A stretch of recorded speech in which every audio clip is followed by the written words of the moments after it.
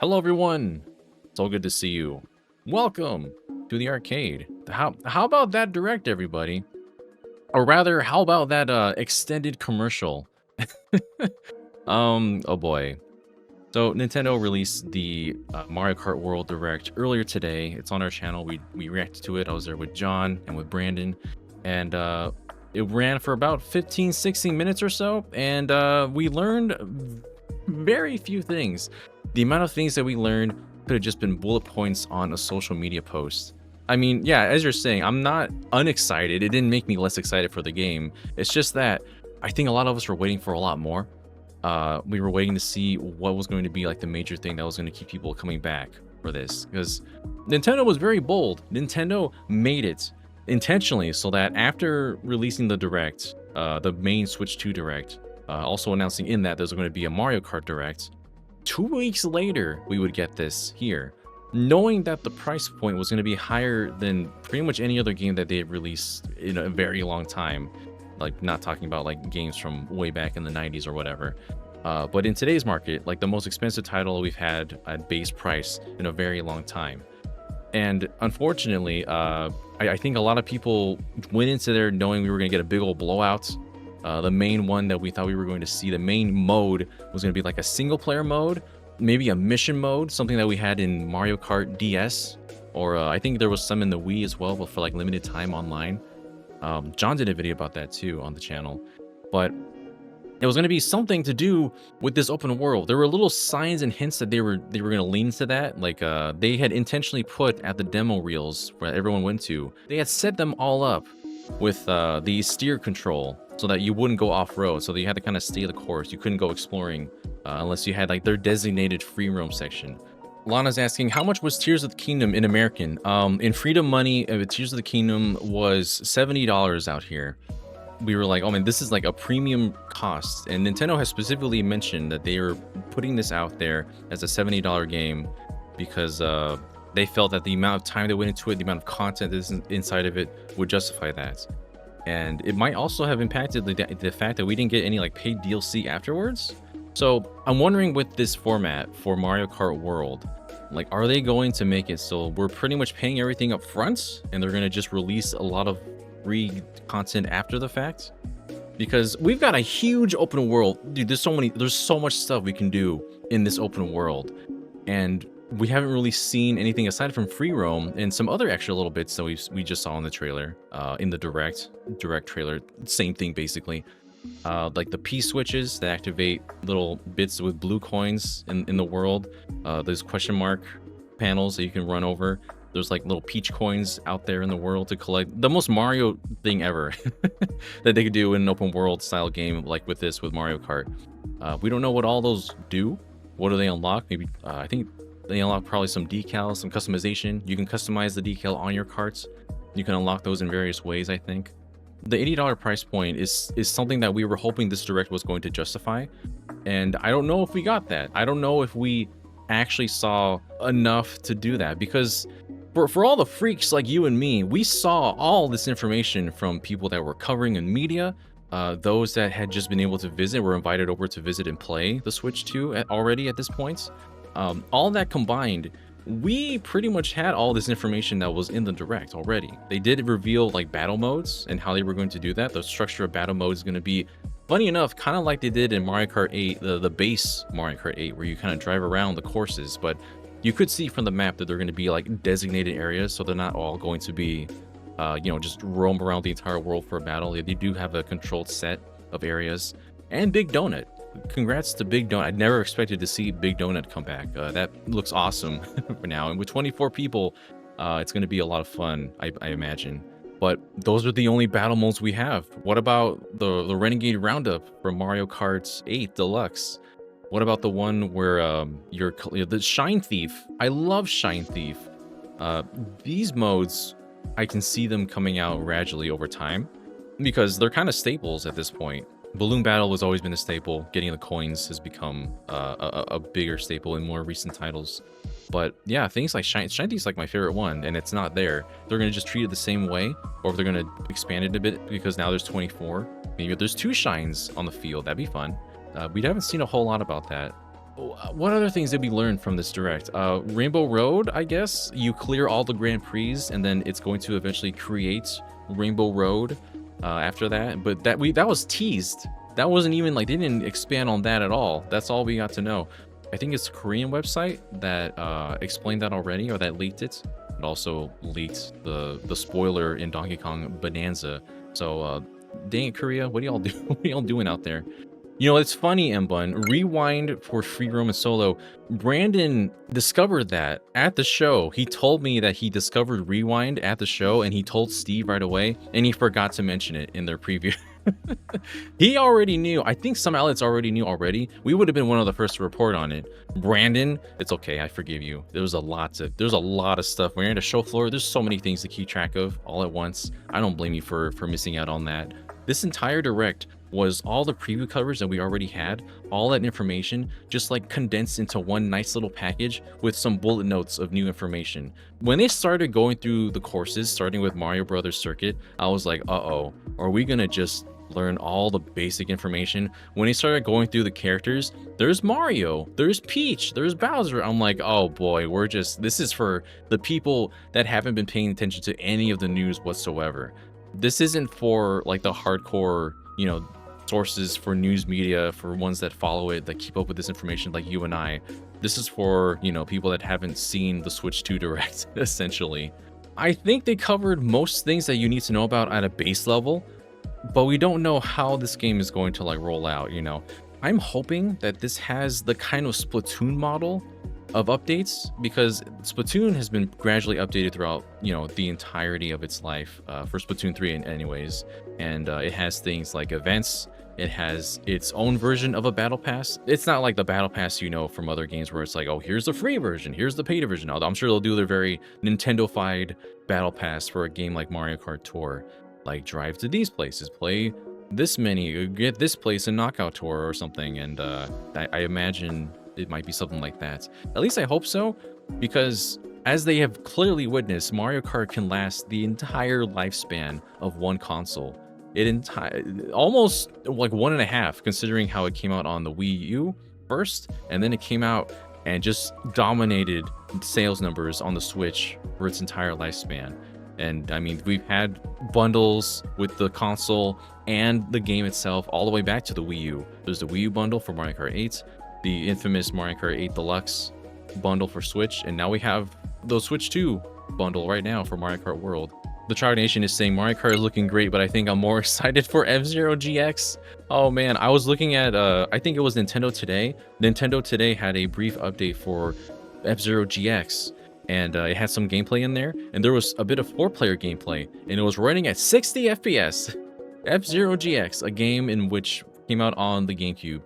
This direct showed us the game chat they were sharing and chatting with each other, and when you're sharing the console with 3 other people, it's at 30 FPS, which I guess, you know, it makes sense when you consider how much world is probably loaded into that at the same time. It's probably a technical marvel when you think about it, that it's loaded that much for 4 different players and is running at a stable 30 frames per second. A game like F-Zero GX, it just has that one condensed location.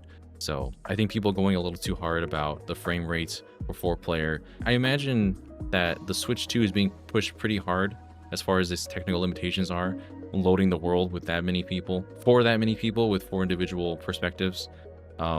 Yeah, it's a lot to consider for a console in performance. But man, there's a lot of stuff about that direct I feel like we could have learned beforehand, or at least get more information of. The big rig, one of the main things is, do you see that big rig? Where it was just a side note when they were chatting with each other, it's like, check it out guys, and then he drives into the big rig and it's just like plowing through the highway, and it shows you more how there's like destructible elements of the environments. They show that a bit in the first trailer too, and there was no explanation. When Birdo went into the big rig in the first trailer, I was like, dang, I want to learn about, like, is that just an environmental power? Because I don't think anybody was able to run into that in the demos. Of all the demos and previews that I've seen, they weren't available to be obtained in the field itself. So I'm just like, what is that? Why, how come the actual new stuff in here is not being explained further? And of course, I mean, there's still more time. They can roll out more information as time goes on, but We didn't really get any new characters. We didn't get any new tracks. Everything was super analyzed by people like Toontress, who were able to really, like, they learned all the stuff that they could through not just the trailers and not just the treehouse demonstrations, but also everyone's demos and time with the game. And we pretty much just summarized all that stuff already. There were a few things, I guess, like as we mentioned already, Rainbow Road, the P switches, the coins, the question mark panels that you would dash over. Most of the stuff has already been learned about. We know about the characters being able to change costumes. You get the fast food and then they change. Like, we just learned this ourselves because we're all crazy like that. There wasn't, unfortunately, any sign of a single player mode. They have this huge world to do so much with. It's weird, right? Because the Nintendo Switch 2, they had to reveal its price point in a point where tariffs could easily, you know, completely ruin people's wallets and make everybody miserable even more than they already are, right? And an $80 game is not going to make anybody happy in this environment. Trying to pick apart reasons why this is worth that price points, because as I mentioned earlier, I'm surprised that they would reveal the price point and say like, oh, by the way, we're having a direct in 2 weeks. The treehouse segment couldn't just have been this trailer instead, rather than just say, oh, by the way, wait 2 weeks and then you can see a whole condensed direct that has all this information already packed into it. It feels like they're fumbling a little bit now. And see, that's the thing with this messaging, with this marketing. This is the first time we've had a console release without Iwata and without Reggie. They are not there to be like the head of communication. Reggie's so well spoken. He's the face of communication of Nintendo during that era where he was there most actively. And we don't have that anymore. We have people like Doug Bowser, I suppose, who rarely makes an appearance. And then every now and then we see other people come out of the woodwork. Bill Trinen was trying to tell everybody, I think in quotes, he was defending the price, saying that it was not exorbitant. It wasn't that expensive compared to, you know, I guess the time and that you'll spend with the game, the amount of work being put into it, etc. But obviously right now it remains to be seen to what extent that's going to be. Lost in Thought again, first time chat, saying, I don't understand the food costume thing. Why tie costumes to a power-up? People have wanted costumes in Mario Kart for a while, and Mario Kart Tour had exactly that. All these characters in alternate costumes, but they were all specific different characters. It's just catering to the fan base at this point, you know. We got all these costumes, why not use them for characters that have already got them? Just make some new ones as well.